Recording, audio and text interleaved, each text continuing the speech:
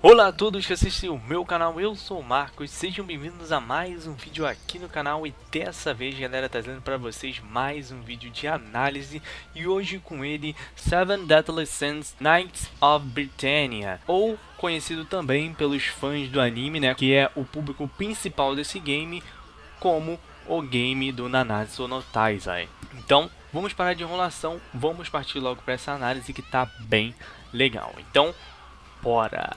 The Seven Deadly Sins Knights of Britannia é um game no estilo de ação desenvolvido e distribuído pela nossa grandiosa Bandai, né, que sempre está aí trazendo games excelentes para a gente, ou quase todos eles são excelentes, né? Se tratando então de um game exclusivo de PlayStation 4 e lançado aí no finalzinho desse mês aí de fevereiro de 2018.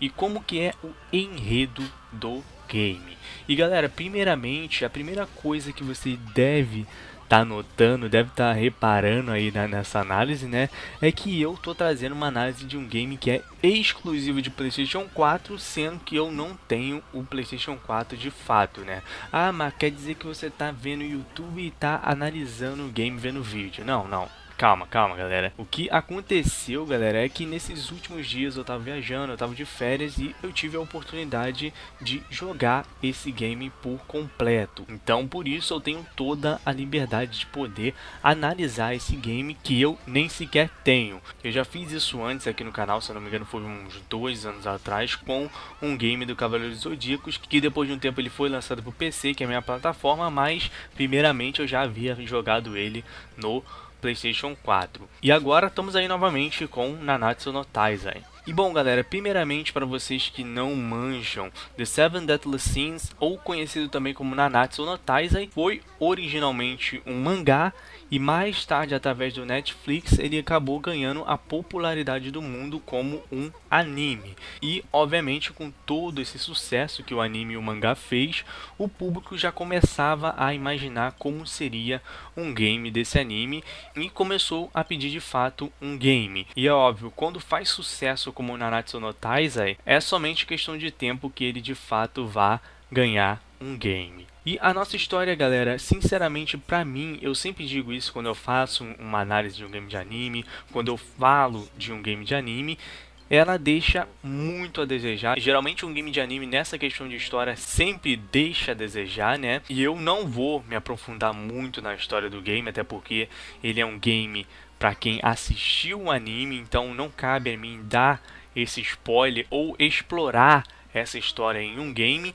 Por isso, como sempre, eu vou dar uma pequena sinopse da nossa história, que é a melhor maneira de falar da história sem dar aí muito spoiler dele.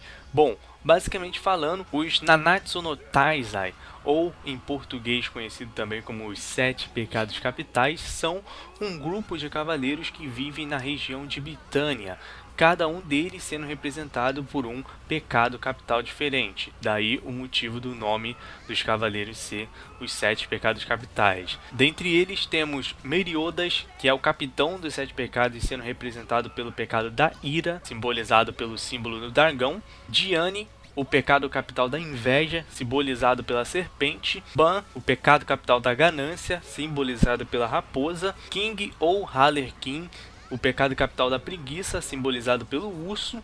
Golder, o pecado da luxúria, simbolizado pela cabra. Merlin, o pecado capital da gula, simbolizado pelo javali. E por último temos o Escanor, o pecado capital do orgulho, que é simbolizado aí pelo leão. Esses são basicamente os 7 pecados capitais, que são no caso 7 guerreiros, 7 cavaleiros diferentes. Porém, há anos atrás eles acabaram por se separar depois que foram acusados de tentar derrubar o reino de Liones. A lenda dizia que eles haviam sido derrotados e mortos pelos Cavaleiros Sagrados, porém os rumores de que isso tudo era uma mentira, de que isso tudo era uma desculpa, né, para abafar o caso dos 7 pecados capitais, era muito forte e eles supostamente estariam vivos ainda. Afinal, eles eram o grupo de cavaleiros mais forte do reino. 10 anos então se passaram e os Cavaleiros Sagrados encenaram um golpe de estado e capturaram o rei, tornando-se assim os novos governantes do reino. A terceira princesa, que no caso é Elizabeth, ela então decide começar uma jornada para encontrar esses cavaleiros lendários, esses 7 pecados capitais, para conseguir assim retomar novamente o seu reino. E assim basicamente começa o game e também o anime, né? Essa é basicamente a sinopse do game. Eu vou deixar o link aqui embaixo também, galera, da minha análise escrita. Para vocês que não sabem, além de eu fazer análise em vídeo, eu também faço análise escrita, onde lá eu botei algumas informações extras, principalmente relacionadas aos personagens que eu citei aqui em cima. E depois disso tudo, sabendo disso tudo, né, vamos percorrer aí um mapa mundo no Boar Hat, que é basicamente, na tradução ao pé da letra, chapéu de javali, e na tradução do anime é também chapéu de javali, que é o bar de Meliodas, que fica em cima de uma porca gigante, que no caso é a mãe do Hawk, né, que é um porco falante que é companheiro do Meliodas, podendo entrar aí em missões, batalhas, missões secundárias e etc. Muita coisa possível se fazer aí nesse mapa mundo. E bom, o que dizer desse modo história? Primeiramente, galera, que não é difícil você pôr aí a história do game fiel ao anime. Por mim, eu faria todos os games de anime com a mesma história e acontecimentos do anime, e em alguns modos extras que não se ligam com a história principal, que no caso são as missões secundárias, eu botaria aí uma história extra, uma história secundária, que geralmente é o que é basicamente abordado aí em grande maioria dos games de anime. E eu odeio, galera, quando um game de anime ele vai lá e inventa tanto na história que no final fica aparecendo aquela OVA, né? Aquela OVA chata que ninguém gosta de assistir em nenhum anime. O grande problema desse game na questão da história é que ele tem a difícil tarefa de adaptar uma temporada inteira e falha miseravelmente fazendo isso, porque o game simplesmente é chato demais nessa parte. O game ele infelizmente não conseguiu captar a emoção do anime, ficou uma história muito vaga na minha visão, o enredo é fraco, para piorar o game não tem nenhuma cutscene, os personagens não têm expressão facial, que por sua vez não passa a mesma emoção, apesar de ter a dublagem, né, que eu vou falar mais um pouco lá embaixo, eles não passam a mesma emoção que passam no anime, e alguns eventos do anime simplesmente foram cortados, sabe, foram apressados, né, digamos assim. Ou seja, o game ele tá longe de ter a mesma narrativa interessante que tem o anime, que tem o mangá, e simplesmente para uma pessoa que não absorveu nada de Nanatsu no Taizai, simplesmente vai ser impossível gostar ou muito menos entender a progressão desse game. E enfim, galera, a minha opinião e a minha nota para esse modo história do game ficou muito abaixo da média. Geralmente eu não dou uma nota tão ruim assim para um game. Geralmente eu não analiso game desse tipo, né? Geralmente quando eu não gosto de um game, eu simplesmente não analiso, né? Eu simplesmente vejo que ele não vale a pena ser analisado. Porém, esse game ele vale a pena sim. E por mais que ele tenha te dado uma nota baixa nessa questão, ele ainda assim vale a pena ser conferido, vale a pena ser analisado. Mas infelizmente para mim, hoje a melhor nota para essa questão da história é 5,5, galera. Poxa, muito baixa essa nota. Eu não costumo dar essa nota para os games, cara, mas infelizmente para mim 5,5, sendo muito generoso com esses 5 pontinhos extras que eu dei.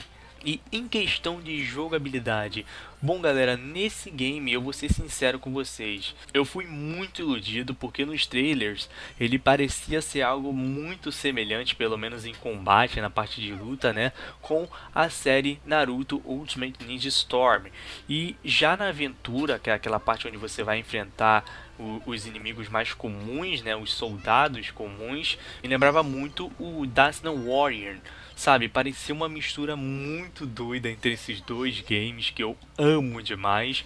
Porém, assim como o nosso modo história, aqui tudo na nossa jogabilidade é muito pobre, tudo é muito simplificado. É quase como se a gente pegasse as duas jogabilidades dos dois games já citados anteriormente e fizesse um trabalho muito simplificado, sabe? A gente pegar e resumir tudo o que tem nessas duas jogabilidades. literalmente um resumo, né, digamos assim. Porque, basicamente falando, todos os personagens eles têm basicamente aí 3 tipos de ataque, que são eles: golpe fraco, golpe forte e o golpe especial, que são aqueles ataques que utilizam magia, utilizam mana, né? Tá, até aí tudo bem.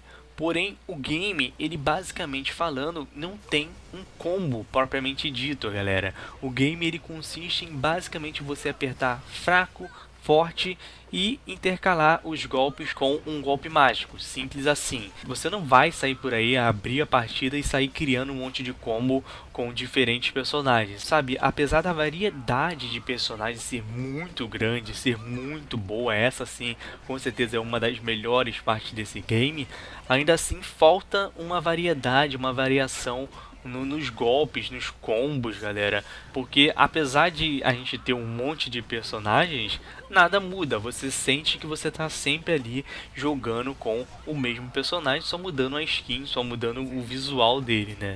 E claro, apesar de ser muito repetitivo, o game tem também o clássico dos games de anime, né, que são os Ultimates, que basicamente se consiste em você utilizar uma barra de poder que enche conforme você vai apanhando, você vai atacando o inimigo, e essa barra, além de consumir o poder, né, que você vai usar o Ultimate, também consome na defesa, consome quando você faz dash, que é aquele movimento que você anda rápido, tem um movimento também que você consegue por alguns segundos aparecer atrás do inimigo e etc, que por sua vez faz o game de uma certa maneira não ser apelão e sim ser bem balanceado.